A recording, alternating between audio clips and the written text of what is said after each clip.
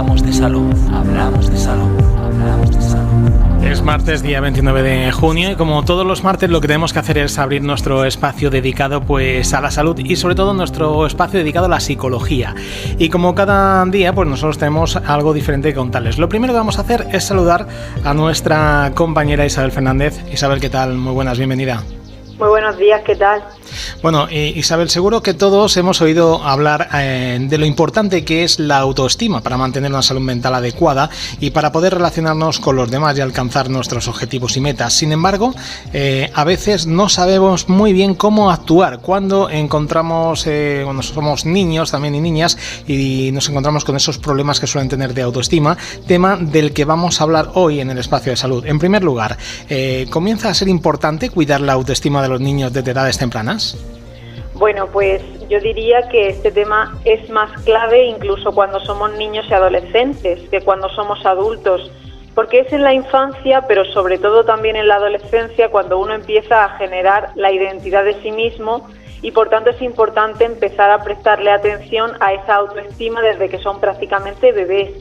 En la infancia temprana, de hecho, se ha estudiado durante años que, con muchas investigaciones, que la identidad del bebé comienza a formarse a partir de la imagen que proyectan los padres sobre él. Es decir, si mis padres son cariñosos, me dicen lo guapo y lo listo que soy, yo me creo ese mensaje como a pie juntillas porque no tengo capacidad de separar la opinión de mis padres de mí, de lo que soy en realidad.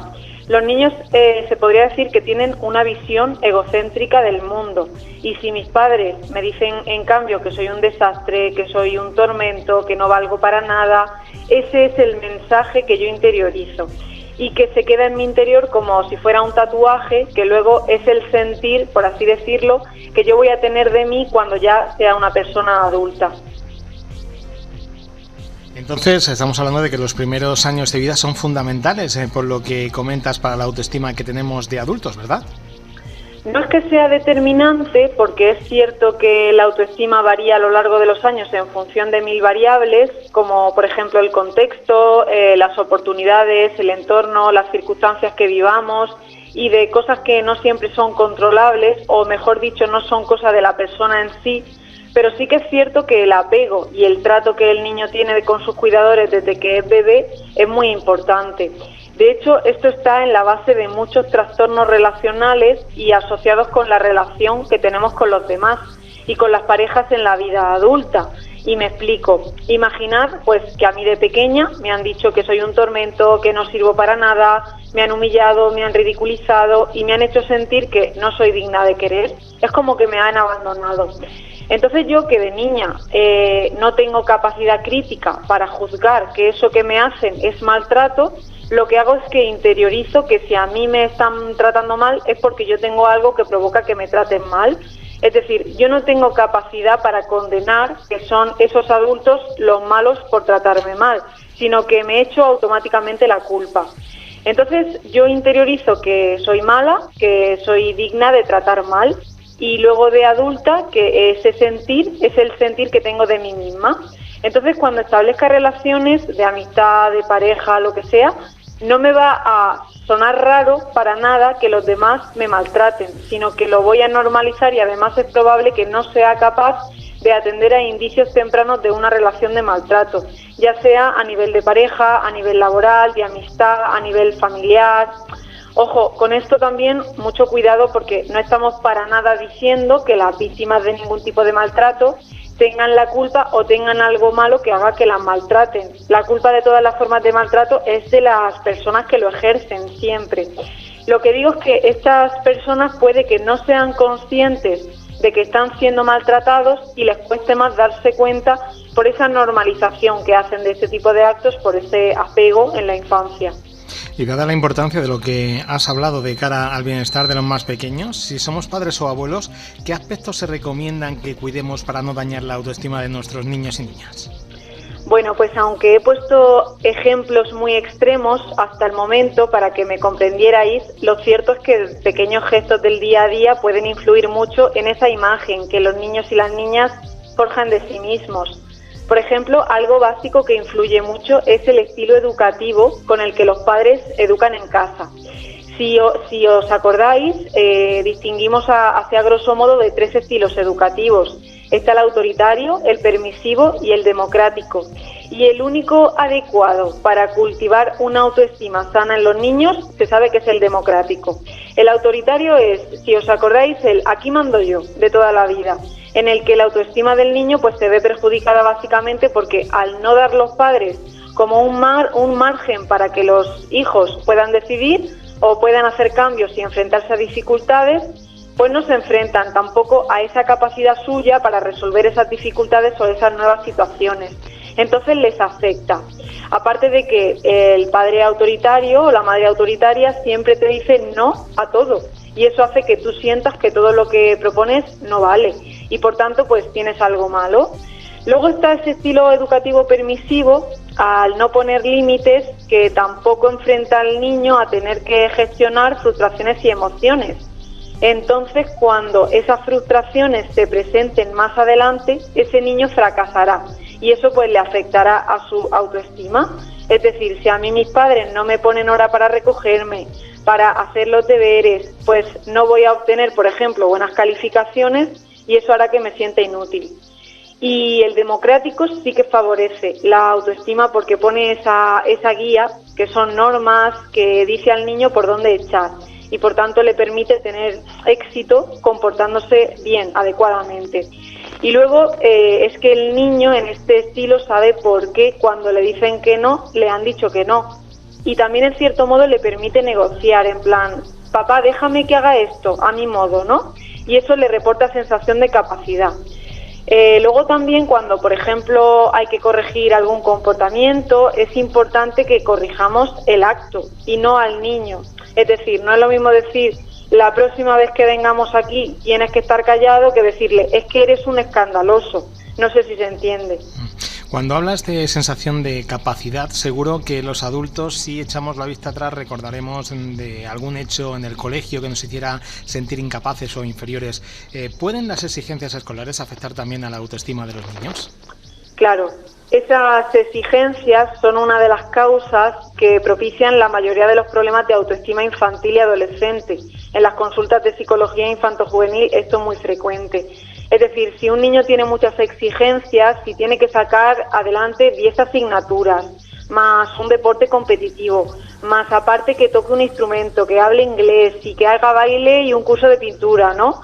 Pues es un número de exigencias que supera sus capacidades como niño y como adolescente y que irremediablemente le va a hacer sentir que no es suficiente, que nunca llega a donde tiene que llegar. Entonces, ese es otro factor que fomenta que interioricen que nunca llegan.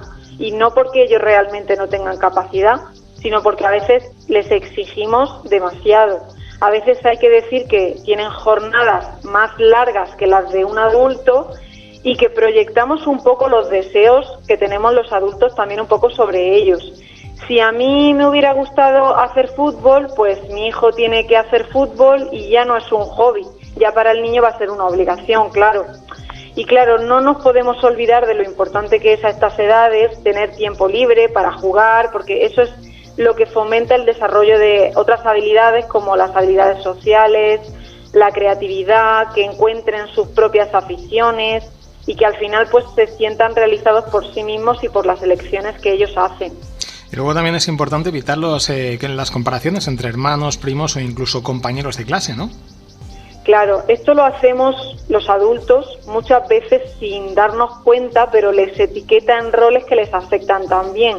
Esto de el listo de la clase, el tonto, el vago. Yo una cosa que veo sobre todo ya en la pubertad y en la adolescencia que les afecta mucho es el típico comentario de esto del compañero de clase, o a veces incluso del profesor acerca de otro compañero, que dicen es que Pepito no estudia y saca buenas notas.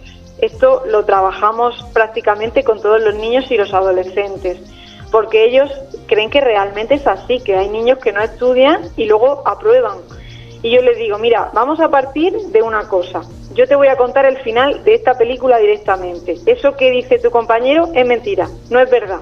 Y que además muchas veces los propios niños lo hacen para posicionarse como superiores. Así que no te lo creas. Aquí ellos se ríen un montón, pero es que luego ya más despacio trabajamos para que vean que todo el mundo tiene dificultades y que tiene virtudes. Pero bueno, yo empiezo por ahí. Luego también es importante no invalidar sus emociones, porque a veces también cuando vienen diciendo que otro niño se ha metido con ellos, lo que hacemos los adultos es que le restamos importancia en el intento de no alimentar más ese hecho. Entonces lo que ellos sienten es que no se les tiene en cuenta y eso también es importante que lo consideremos. Y un detalle que se nos puede pasar por alto y no solo sería importante, el ejemplo que damos a los adultos a la hora de valorarnos a nosotros mismos o de cuidar esa autoestima propia puede influir también en la imagen que se crea entre nuestros niños y niñas de ellos mismos. Sí, puede que de un modo más indirecto, pero cuando los niños y niñas muy pequeños ven que nos sentimos inseguros, por ejemplo, a la hora de relacionarnos con otras personas, que quizás tendemos a atribuir lo que hacen los demás con malas intenciones, que atribuimos que hacen las cosas para fastidiarnos, pues son detalles y mensajes que les van calando poco a poco y les van influyendo en la idea o en la imagen que se hacen del mundo y de los demás. Y eso al final también les influye a ellos a la hora de resolver sus problemas y las dificultades que les van surgiendo con otras personas. Luego también cuando ven que nos comparamos mucho con los demás, que somos competitivos, todo eso a ellos lo perciben y al final, como se dice coloquialmente, es que es lo que van mamando, ¿no? Desde su infancia, es con lo que se crían y lo que normalizan. Es importante que con esto de compararnos con los demás, que tengamos en cuenta que la autoestima sana no es solo percibir mis cosas positivas y quererme así porque sí, ¿no? Sino que la autoestima sana es que yo percibo que tengo tanto cosas buenas como cosas no tan buenas. Y dentro de las buenas, algunas que puedo mejorar y que estoy en ello y otras que quizás sean inevitables y que tengo que aceptar porque no las voy a poder cambiar. Pero esas cosas malas que no puedo cambiar no me hacen tantísimo daño como para interferir en mi vida y en mis relaciones con otras personas. Porque entiendo que los demás también las tienen y tienen las suyas de manera diferente, pero también las tienen. Entonces, bueno, pues aceptar que todo el mundo tiene fortalezas y vulnerabilidades y es importante educar a los niños desde pequeños en esa diversidad. Pues Isabel Fernández, muy interesante este programa de hoy de la autoestima infantil, pero antes de nada, ¿cómo podemos localizarte pues para poder ampliar toda esta información que hemos dado en el día de hoy? Bueno, pues nos encontramos, como ya sabéis, en la consulta de psicología de Policlínica Cedejín y también podéis encontrar más información en las redes sociales de Isabel Psicología que tenemos disponibles. Pues Isabel, muchas gracias por estar este martes también con nosotros. Seguiremos escuchándonos y hablando de estos y más temas que vayan surgiendo en otras futuras ediciones. Muchas gracias. Estupendo, buenos días.